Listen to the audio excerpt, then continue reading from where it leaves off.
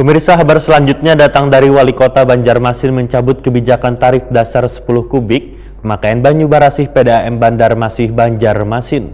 Kebijakan yang mulai diterapkan sejak 2017 lalu ini diumumkan usai rapat bersama jajaran direksi Wan Badan Pengawas PDAM Bandarmasih di kantor PDAM Bandarmasih Jalan Ahmad Yani Pal 3 Banjarmasin, Baisukan Rabu 16 September 2020.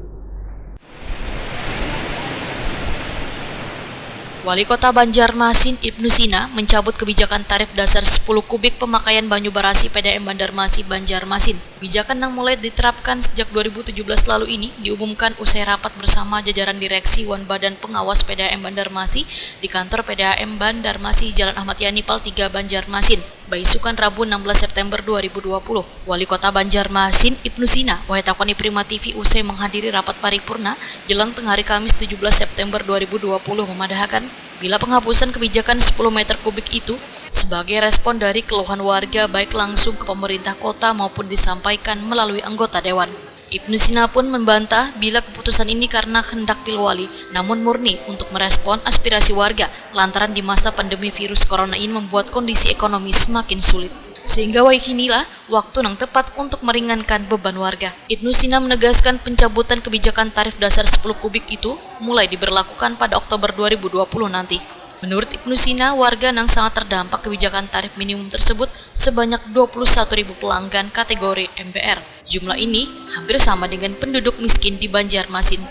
Makanya kita tidak menuntut profit dengan capaian tertinggi yang disetorkan dalam bentuk dividen oleh PDAM Bandarmasih Banjarmasin, karena fungsi PDAM itu dua tetap melekat, fungsi profit tetap dalam sebuah proses perusahaan daerah, tapi yang kedua juga ada fungsi dan orientasi sosial oriented. Itu di dalam perda PDAM itu dicantumkan, termasuk dalam konsep perseroda yang akan kita bahas ini. Jadi saya kira apakah ini momentumnya dekat pilkada? Ya karena memang saat inilah saat yang tepat untuk kemudian memberikan keringanan kepada para pelanggan.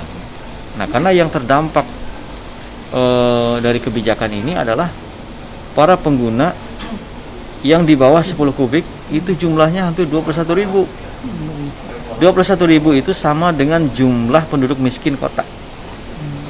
Ya, dari 179.000 pelanggan PDAM Bandarmasih Banjarmasin, yang terdampak langsung dengan kebijakan itu adalah 21.000 pelanggan. Nah, jadi kalau kemudian kita memberikan menghilangkan pemakaian minimum 10 kubik, yang merasakan keringanan itu adalah 21.000 warga yang masuk kategori MBR tadi. Ibnu Sina pun memastikan bila pencabutan kebijakan tarif dasar 10 kubik yang diberikan PDAM ini kadang mengolah kinerja PDAM terganggu. Hanya pendapatannya yang berkurang.